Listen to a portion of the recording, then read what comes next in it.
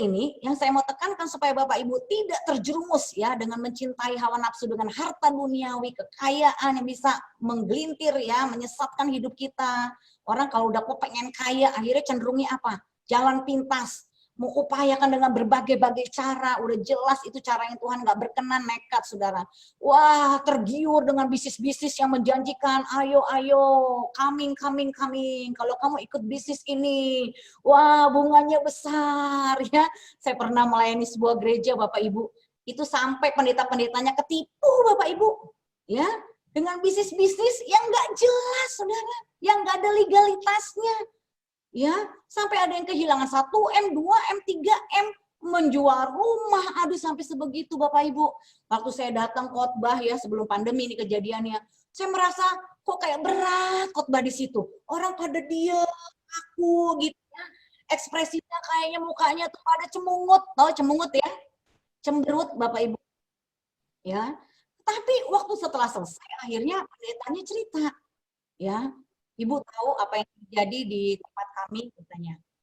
Ternyata saudara, mereka satu jemaat itu habis ketipu, termasuk pendetanya. Ya, karena tergiur dengan apa? Upah-upah yang besar. Keuntungan yang besar. Kalau kamu invest sekian, nanti kamu terimanya double, triple. Ya, bahkan ada yang 10 kali lipat. Aduh Bapak Ibu. Kalau kita tidak belajar mencukupkan diri, orang-orang seperti itu pasti yang dapat terjebak ya dengan berbagai macam tipuan Bapak Ibu, dan akhirnya uangnya hilang. Ya, saya mau tanya Bapak Ibu, apakah suara saya masih jelas? Jelas Bu. Jelas. Ya, tapi kalau ada hambatan tolong diinformasikan ya Bu, karena saya memastikan saja ya. Jadi apa tandanya? Apa tandanya kalau kita mencintai diri sendiri dan menjadi hamba uang ketika tidak mencukupkan diri? Ya, ini tandanya saudara. Jadi saudara benar-benar amati. Ini menjadi satu alarm untuk suami istri bisa berdiskusi. Ya, kalau setiap akhir bulan yang ada selalu defisit, berarti ada yang salah di dalam pengelolaan keuangan. Ya, ini akhirnya membuat hidup kita tidak damai, saudara. Kita harus kembali tahu berapa pemasukan kita, berapa pengeluaran kita belajar mencukupkan diri. Nah, bagi Bapak Ibu yang sudah terlanjur terlibat hutang, ya punya tanggungan yang di luar kemampuan, ya Bapak Ibu stres, depresi, Bapak Ibu harus dibimbing. Ya, Bapak Ibu perlu diinfokan bagaimana cara-caranya keluar dari masalah-masalah keuangan. Ya, supaya Bapak Ibu tidak seterusnya berada di dalam lingkaran setan, Saudara. Ya, supaya Bapak Ibu bisa ditolong ya untuk bisa tahu bagaimana tekniknya. Ya, bagaimana caranya menghadapi ya masalah-masalah hutang dan supaya bisa dibimbing sampai keluarnya. Ya, di sini saya mau benar-benar menyampaikan kepada Bapak Ibu kalau kita tidak stop, tidak putuskan kepada ikatan-ikatan rasa kurang, ya semuanya serba mau, akhirnya lama-lama kita akan secara keuangan akan bermasalah, saudara. Ya, nah kita akan lihat Ibrani 13 ayat 5. Ini maaf saya salah, belum kasih titiknya.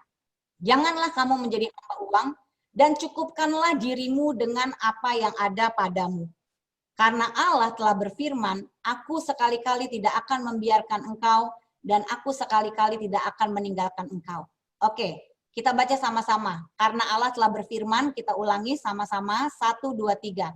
Karena Allah telah berfirman, aku sekali-kali tidak akan membiarkan engkau dan aku sekali-kali tidak akan meninggalkan engkau. Jaminan yang membuat Bapak Ibu tidak perlu khawatir. Firman Tuhan di Matius 6 berkali-kali dikatakan jangan kamu khawatir. Ya, Tuhan itu tahu apa yang kita butuhkan. Tuhan adalah gembalaku, takkan kekurangan aku.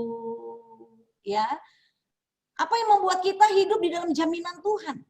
Ya, ketika kita tidak menjadi hamba uang dan ketika belajar mencukupkan diri. Ya, Paulus tahu apa itu kelimpahan, apa itu kekurangan, saudara. Bukan berarti ketika kita menjadi anak Tuhan, kita selalu berkelimpahan. Ada masanya juga kita mengalami mungkin masa-masa kita bergumul soal uang. Saya pun mengalami, saudara. Ya, saya dan suami ini pernah lari dari panggilan. Ya, waktu itu di tahun 2002 awalnya kami mencoba membangun bisnis. Padahal suami sudah dinasarkan oleh mami mertua untuk menjadi hamba Tuhan sepenuh waktu. Ya, dan dia juga sudah melakukan itu dari 2 SMP, menyerahkan hidupnya untuk melayani Tuhan. Saya bertobat tahun 95 bulan Februari. Tanggal 10 Aprilnya saya bernasar bahwa saya akan memberi diri saya untuk melayani Tuhan. Tapi inilah Bapak Ibu ya yang terjadi. Ya, melayani Tuhan tidak seindah warna aslinya. Karena saya juga background-nya dulu kerja di perusahaan minyak Konoko, ya, dengan jaminan-jaminan yang menggiurkan, dan di tahun 95 itu saya lepaskan semua jaminan itu, saya menyerahkan hidup saya sepenuhnya sama Tuhan. Di masa single tidak terlalu terasa Bapak Ibu, tapi pada waktu masuk pernikahan nelongso Bapak Ibu ya. Padahal waktu saya menikah dengan Pak Doni, suami saya, karena kami tahu panggilan kami sama-sama pelayanan, jadi saya juga ngomong, saya siap dengan resiko hidup apa adanya, hidup sederhana. Bahkan mulai mengontrak di sebuah rumah yang sangat kecil, saudara ya. Kami hidup dengan damai sejahtera, ya puji Tuhan semua berjalan lancar, ya. Tapi dalam perjalanan waktu, ya itulah ya, karena banyak menemukan, ya di dalam hubungan kami juga kurang, ya waktu anak satu mau beli susu aja kok juga bermasalah, ya saudara. Ya saya memang bersyukur ya ASI 2,5 tahun waktu punya anak pertama, anak kedua juga 1,5 tahun, anak ketiga 2 tahun. Tapi dalam prosesnya itu menghadapilah masa-masa kami kurang. Ya akhirnya saya di situ kayak berontak gitu ya, kok ikut Tuhan seperti ini loh. Saya diuji sebenarnya waktu itu ya, apakah saya murni dalam melayani Tuhan tuh benar-benar murni untuk tidak mencari untung, saya benar-benar harusnya punya hati yang tulus gitu ya. Tapi kenyataannya itulah ada pemberontakan dalam diri saya, dan akhirnya saya pengaruhi suami saya untuk bangun sebuah bisnis Bapak Ibu ya. Bisnisnya awalnya saya masukin ya produk coklat itu, selai roti ke beberapa bakery roti. Ya, lalu saya mulai saudara jualan sosis ya, hamburger di pagi hari untuk orang-orang yang mau pergi ke kantor untuk cari tambahan lah saudara ya. Akhirnya karena merasa kurang, terus kembangkan, ikut multi level, jadi agent asuransi saudara. Dan akhirnya lama-lama mulai tergiur dengan bisnis-bisnis yang menjanjikan untung yang besar. Tahu bisnis-bisnis apa itu? Namanya bisnis-bisnis money game. Ya, invest $1.000, dapatnya sekian $1.000. Waduh, akhirnya benarlah di situ saya dan suami saudara tertarik dengan bisnis option, bisnis emas. Dan akhirnya di tahun 2011 puncaknya saudara, saya dan suami mengalami masalah kartu kredit dan KTA. Ya, kami menghadapi badai hutang segunung dalam hidup kami. Ya, dengan total kalau mau dibayar saat itu 2011 itu 800 juta saudara, dengan bunga berbunga. Kalau KTA itu kredit tanpa agunan, itu kalau Anda pinjam nggak bisa bayar bunga berbunga. Dan gimana kok kita bisa punya nama baik di bank? Karena saya waktu itu menjabat di sebuah sekolah saudara sebagai salah satu yayasan ya untuk pemimpin di situ, apa yang sudah dirintis. Nama baik saya secara di bank itu memang bagus. Ya kalau kita punya nama baik di bank, memang bank akan terus tawarkan kita ya untuk bisa ambil kredit. Dan akhirnya saya terjebak 16 kartu kredit, ada sekitar 7 KTA waktu itu saudara. Wah bunga berbunga, pokoknya intinya 2011 800 juta. Di saat itu mertua divonis cancer. Ya, dan saya uang terakhir yang saya kirim untuk membantu orang tua tuh saya ingat masih ada tabungan 10 juta dan habis itu 0 saudara. Saya yang tadinya mau DP rumah, buru-buru DP rumah, mau bayar kontrakan rumah, udah nggak bisa. Akhirnya saya kembali ke rumah orang tua, numpang di rumah orang tua saya. Ya. Dan itulah proses terjadi dalam kehidupan kami, saudara. Badai, hutang segudung, saudara. Ya, bayangkan saat itu kami 2011 terima persembahan kasih dari gereja, kami suami istri ya 3 juta. Tapi kami harus bayar cicilan kami, ya saudara, dengan semuanya itu, saudara, kami tutup di satu bank gitu, saudara ya, itu 15 juta, saudara, selama 5 tahun. Ya, gaji 3 juta, utang 15 juta.